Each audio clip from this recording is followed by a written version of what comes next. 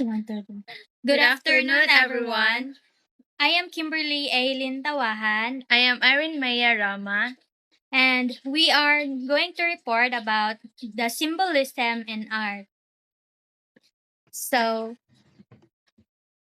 objectives is to define symbolism in art, to to identify the key characteristic of symbolism in art, and examine the contributions of influential symbolism artists. So, symbolism. What is symbolism?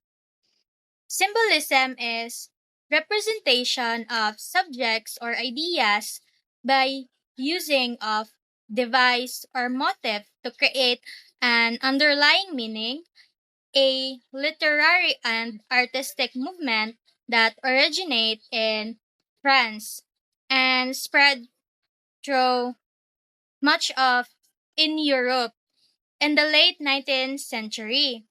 There was no consistent um, style, but rather an approach to the idea of artists as mystic of visionary and the desire to express a world beyond superficial appearance. And according to the National Galleries of Scotland, symbolism is use of symbols, imagery, and metaphors to represent concepts, ideas, or emotion beyond what's immediately visible, inviting viewers to delve into deeper meanings. So, what is the purpose of symbolism in art?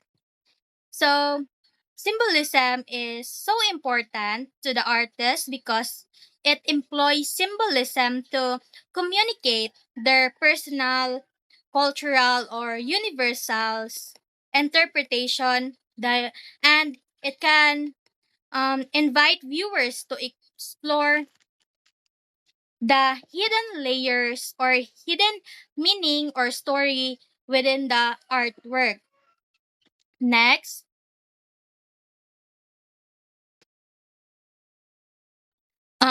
characteristics of symbolism.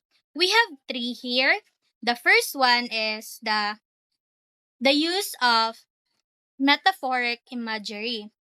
So, artistic use symbols like objects, images, or figure that can represent something, or figure that that figure that can represent something, and it allows an artist or viewers to interpret the art or personal level, interpreting interpreting the symbols based on their own experience and understanding.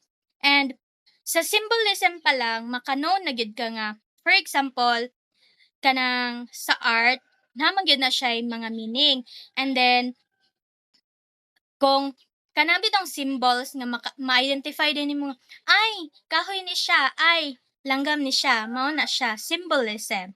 And then the next one is suggestive forms and esoteric themes to express universal truths and evoke emotions. That is um it suggests a it suggests a form of esoteric themes, the forms that shapes with the artwork or designed to evoke feelings and ideas rather than simply depicting reality. This can be achieved through abstract shapes, distorted figures, or unconventional compositions.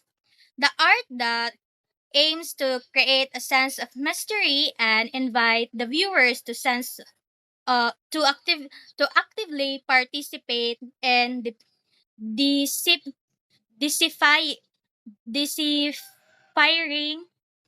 the meaning. And also sa evoke feelings and ideas means kay ang meaning sa evoke feelings and ideas kay explore more ideas. So the artist can kanang maka-explore pa bitaw silang mga new ideas inana sa ilaang artwork. And then the last one is exploring the subconsciousness, dreams, and spiritual realm. And then this one is many symbolic artists are drawn to the conscious mind, dreams, and spiritual experiences as the source of inspiration. They use symbols to express the hidden depths of the human psyche and and explore the connection between the physical and spiritual worlds. This can manifest in art, depicts surreal landscape, dreamlike imagery, and mystic figures. Yes, that's it. Sa subconsciousness, ang artist ko no is kanang bitong ma maka-create sila through their art sa kanang ilang gusto nga himuon. And then we have here a famous um famous artist sa symbolism in art. Number one is say Gustav Mori. He was born on April 6, 1826 and died April 18, 1889. He died due to a stomach cancer. He is a French artist and an important figure of symbolism in symbolist movement. So, very important siya na tao. He was known for his erotic paintings, mythological and religious subjects. Um, he is also known as the father of symbolism. So si Gustav Moore is na known siya as the father of symbolism in art. He used graphite pencil and kanang black pencil, charcoal, and etc. para mag-make sa iyaang painting.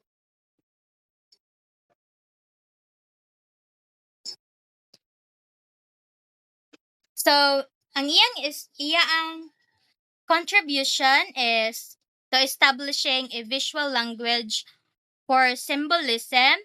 And then number two is bridging academic traditions with modern symbolism and mentorship and influence on subsequent generations.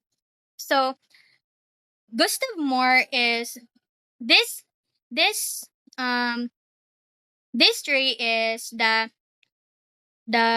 contribution of the father of symbolism, Gustav Moore.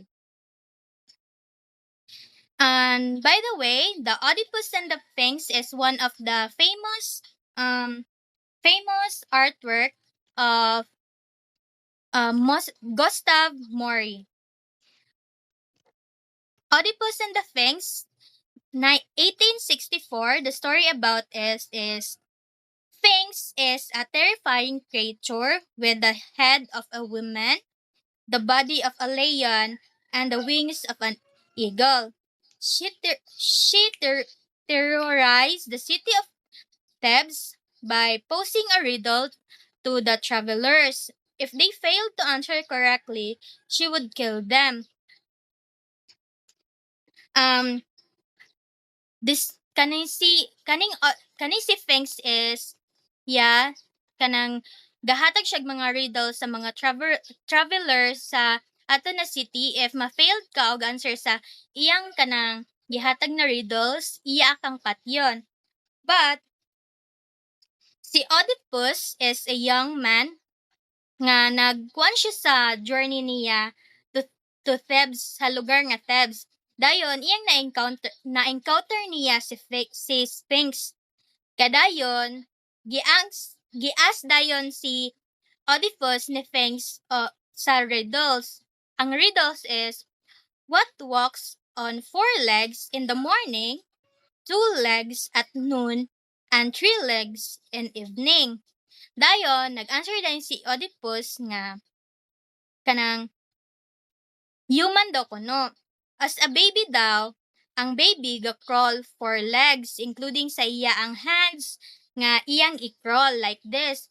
And then, um, two legs daw,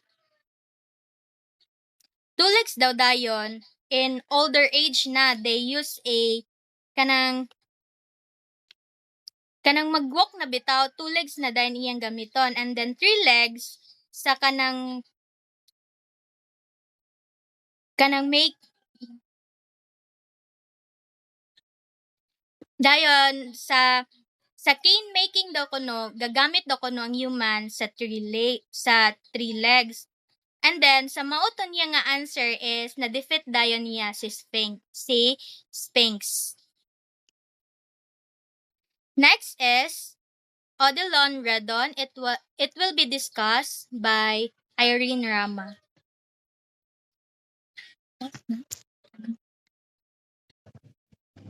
So, the next famous painter of symbolism is Odilon Redon. So, he was born on April 22, 1840 and died on July 6, 1916. So, Odile Redon, mga artworks and paintings are very special because it shows dreams and things from the subconscious mind sa atong bali subconscious nga mga paghunaw. So he used many different ways para mag-make siyang art. Like sa iyang pag-drawing, magamit siya og charcoal and for painting gamit ang mga oil paints. So iyang arts was very important because ga-help ni sa iyahap para magpa-inspire sa mga other artists nga who came after him. So, his contributions to symbolism.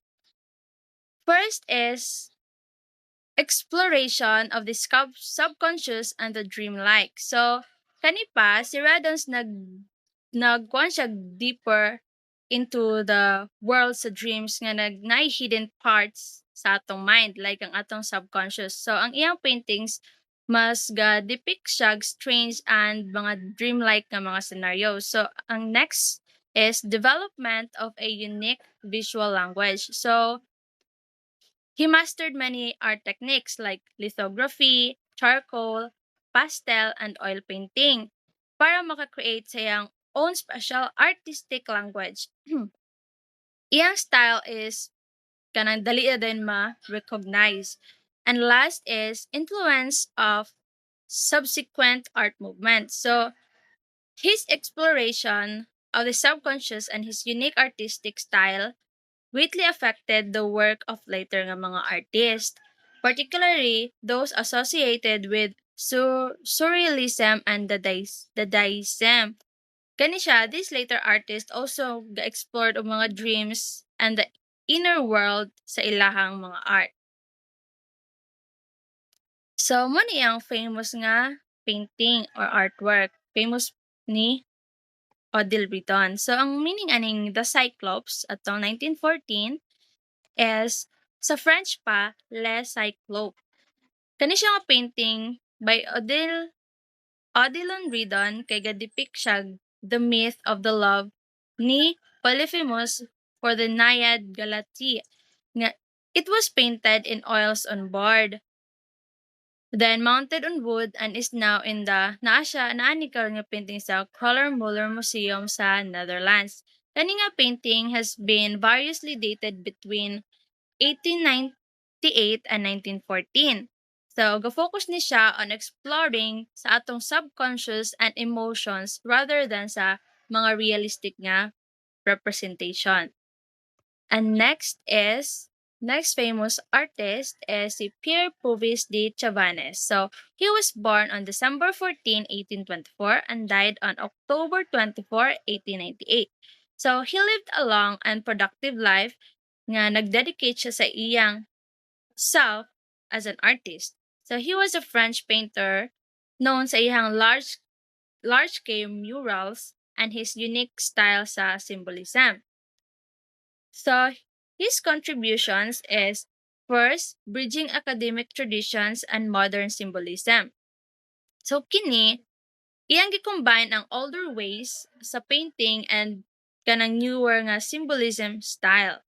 So this means nga iyang gina-use ang traditional techniques but iya gyapon ginaput ang mga modern ideas pag mag-paint siya sa iyang mga artworks. And next is development of a unique mural style. So he's famous for his large paintings on walls like kanang mga murals. So in many public buildings in France og sa lugar nga Boston. And last is influence of subsequent artists. So his art nag-inspired sa mga many other painters who came after him, including those gaga-paint og styles like sa mga post-impressionism. And then, ang iyahang famous artwork is ang The Poor Fisherman. Ang meaning aning The Poor Fisherman atong 1881 is this painting shows a poor fisherman, makita mo po nato sa picture, ang kanang man nasa sa bangka. It's a simple scene but it's also about more than just a fisherman. It's like a picture that makes you think about hard work, simple life, and maybe even sadness.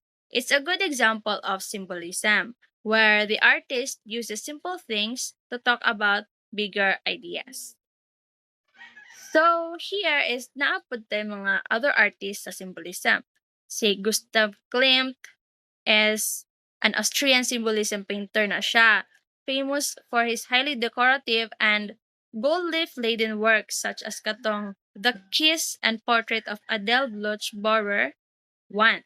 And next is si Magdalena Carmen. Ang iyahan ni is ang Mexican, he was a painter, Mexican painter known for her intensely personal and surreal self-portraits nga ga-explore siya themes sa mga identity, body, and pain. Next is si Pablo Ruiz Picasso.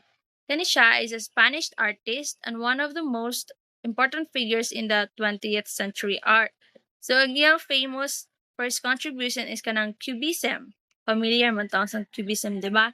And a vast body of work spanning many styles.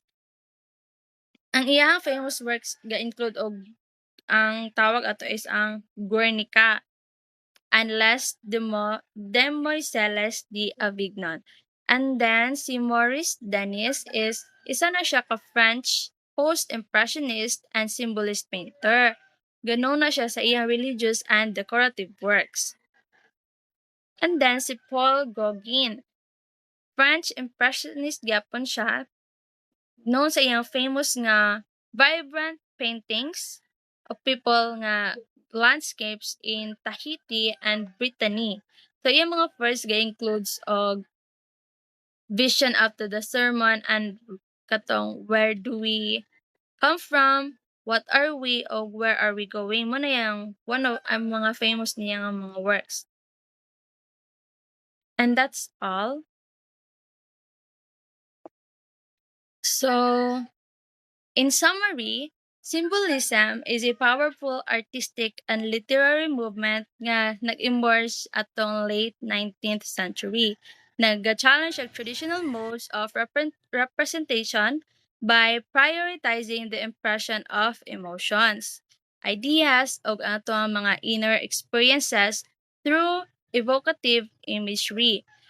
Instead of focusing on literal depictions of reality, symbolist artists and writers use symbols, objects, actions, or situations para mag-imbue with deeper meanings para pod makonvey ang complex themes or emotion and ideas para sa mga audience nato.